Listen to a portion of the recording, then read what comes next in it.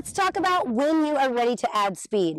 I know a lot of you guys are itching to go a lot faster, and some of you guys are really worried about adding speed. Let me tell you one thing about training your own horse or learning to barrel race. There will come a point, no matter who you are, how talented you are, how talented your prospect is, that everything will come apart. The nuts and bolts will fall off. It's at that point that it's up to you to stay calm, stay patient, and really put together a training program that's going to accommodate your animal and their learning curve. So if you have a horse that's starting to come apart when you're going faster, you can back off a little bit. I don't want you to back all the way back to step one. I just want you to come down from a really fast run to maybe a little slower lope. One great thing to do is to lope to your barrels, trot around them.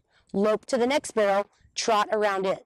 If you're running and you feel like your horse is falling apart, run to a barrel, soft lope around it, run to the next barrel, and soft lope around that.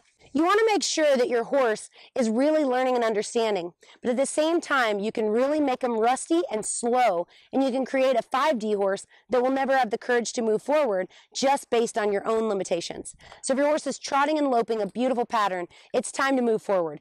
Even if it's only been 3 days, even if it's only been 4 days, if you have a horse that's really picking things up quickly, reward them by showing them what a fun game this is. You can really hold a horse's true potential back by your own fear.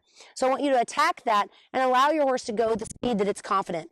You have to let it earn your respect by going ahead and making some mistakes, knowing that you're not going to get super mad at it. You're going to guide it back on track and complete the course. So that's what you're going to want to do throughout the entire time. You don't want to make anything into a really big deal. You want these horses to go through the barrel pattern, feel really confident, and push on to the next barrel. I've had plenty of horses that run, and even as they're learning to turn back on the same side of the barrel before they go on to the next one. Pulling them up would make them feel like they really, really messed up, when in actuality, they were just working too hard on their back end and their front end, and who's wanting to penalize their horse for that? You're always going to find a place where your horse could be a little bit better, or you could be a better rider. You don't want to penalize yourself at every corner. This is your hobby. This is how you have fun. So make sure that you keep it that way. You want to keep it really light for your horse too. So no long 30-minute sessions around the barrels. 5 to 6 minutes around the barrels is plenty. I do encourage, however, a lot of time with your horses outside of the arena or while you're lunging them and doing your riding. Doing the drills on the fence or other things that we learned in the previous course are great ways for you and your horse to connect without using a barrel. Using one barrel is a fantastic way on a really hot horse to get them refocused back on the barrel pattern as a whole. One thing that I really love to do is to take one barrel by itself, work it left and right. You can even put it on a fence line and work it left to right until it feels really good to you. Your horse has confidence again. Then you can reapply the barrels. Now, I do like to do a descension of training, which is starting faster than I think the horse can go and work my way down. When I do this, I can see exactly where that horse's capabilities and athleticism are, and I can start to size them up. I can a lot of times get on a really nice broke horse and lope them through the very first time in the pattern.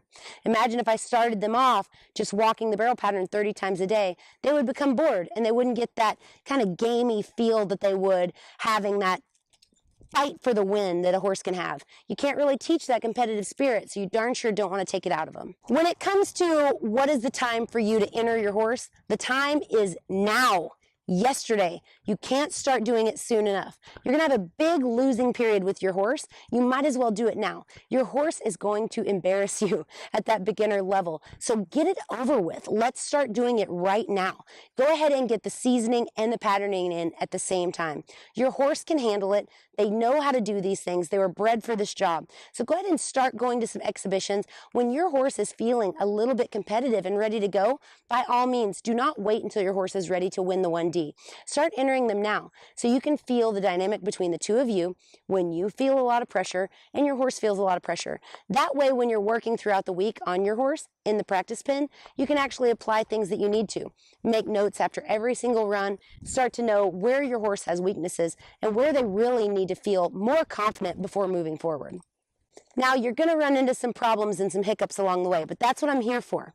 The first thing to look at when you have a problem like running up the fence or alley refusal would be two things.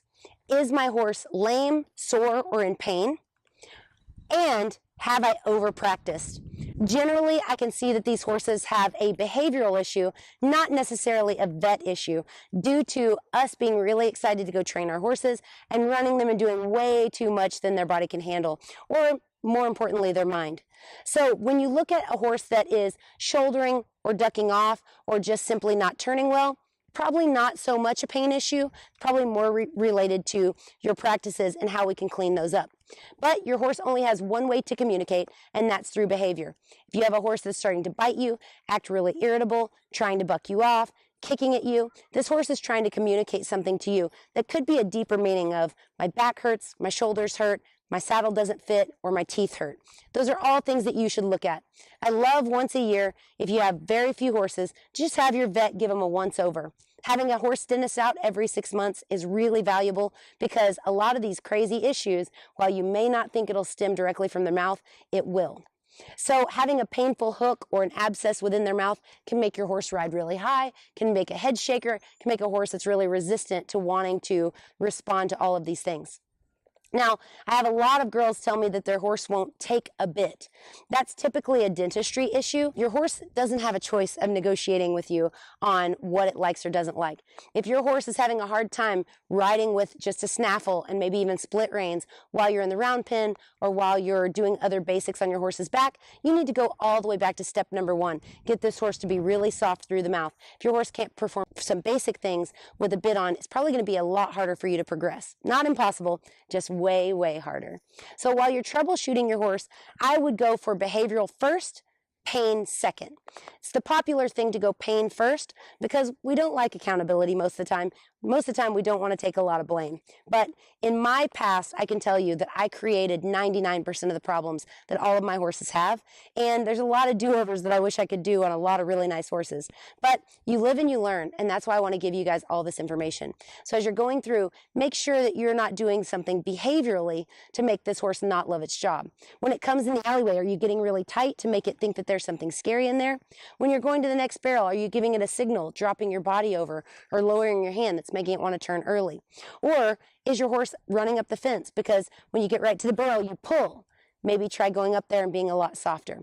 Those are just some troubleshooting tips. We'll get into a lot more later on in another course. You might need to get a mirror for this next exercise because the blame is probably going to have to go right in that reflection. As we start to speed these horses up or start to enter jackpots, you're going to find that your horses fall apart. Raise your hand if you can make a beautiful exhibition at this point, but when you go to enter the open or a play date or a gymkhana or a rodeo, it all falls apart. We're all guilty of this, and the reason is we start to put a different component on it. We start to put some weight into the run that we're going to make. We practice at home and we do it beautifully slow. We go fast, it starts to look really good, so we get brave enough to enter. When we go to enter, we put all sorts of pressure on ourselves, mainly because we know that we as riders have weaknesses. We know where our horses' weaknesses are because we spend a lot of time in the practice pen and completing the courses. And now we're afraid that those things are going to show their ugly face in front of people that may already be doubting us. So a lot of this is going to be mental psychology, which we will do in the next course. But a lot of it has to do with how clear are you on your job around the barrels. You need to go over in your mind and meditate just a tick before you run. Take a big deep breath about where do my hands need to be, where does my body need to be, and practice the perfect run in your head 3 to 4 times before you go down the alleyway. I know it may sound a little hippie, but getting in your own mind, seeing those clear runs, seeing your hands on the reins exactly where they need to be, feeling your body centered, even down to feeling how good you will feel when you come out of the arena, will make a huge difference. Because your current routine, while you may not know it, is what's going to happen to me if I fall off in front of everyone? What's going to happen if my horse doesn't perform? What's going to happen if said problem happens?